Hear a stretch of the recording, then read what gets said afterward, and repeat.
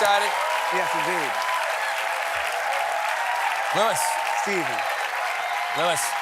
Tonight. Is it tonight? I got the right thing here tonight. I know it's it. Happy Wednesday, first Happy of all. Wednesday. Happy Wednesday. Happy Wednesday to you. Have a seat, everybody. Happy Wednesday. Tonight, we got two amazing performers, young, talented, beautiful, Jake Gyllenhaal, and The Crown's Elizabeth Debicki are here. She's playing Princess Diana. That's right. She's playing Princess Diana, but unlike Princess Diana, Elizabeth Debicki is 6'3". I heard. So you add the excitement of like watching the Crown and the drama of Charles and Diana with the knowledge that in this version, Diana can dunk. It's very exciting, very exciting. Happy Thanksgiving tomorrow, my friend. Happy Thanksgiving to all of you.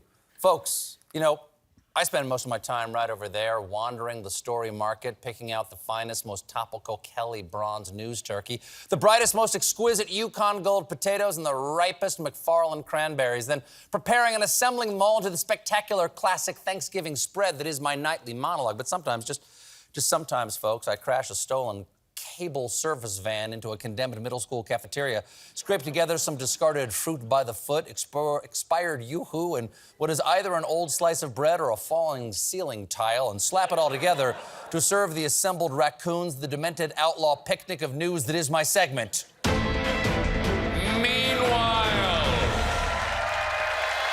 You know what? Meanwhile, it's what's for dinner. It's America's way to play.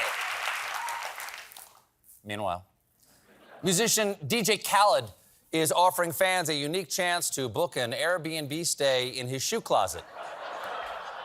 It's perfect for anyone who loves the smell of sweaty feet and being woken up by a man screaming his own name. Meanwhile, Belgium is struggling to incinerate all of the cocaine it seized in yet another record year. Well, there's an easy fix. If they're struggling to keep up, give the people running the incinerator cocaine. They will not sleep until the job is done.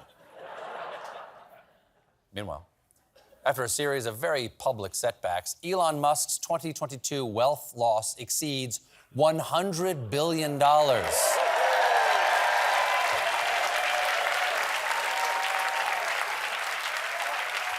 Listen, Elon, I know belt tightening is no fun, but you're not alone in these tough economic times, okay? All of us are having to cut back on how many cars we shoot into space.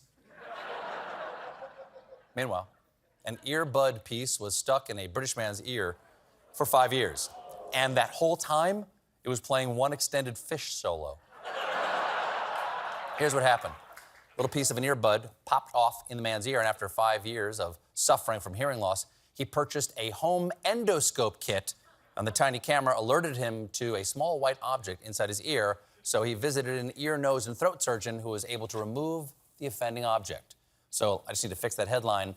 It should read, "Dumbass refuses to go to a doctor for 5 years in England where it's free." You dummy.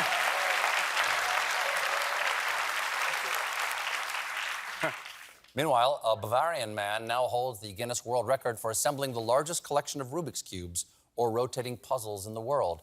He can solve one in 40 seconds. In fact, the only puzzle he hasn't solved is loneliness.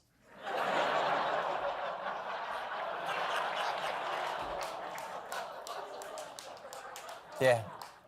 Meanwhile, the Federal Highway Administration has reportedly ordered New Jersey officials to stop putting up cute and funny message boards with in-your-face safety warnings such as, "Get your head out of your apps," or "Nice car, did it come with a turn signal?"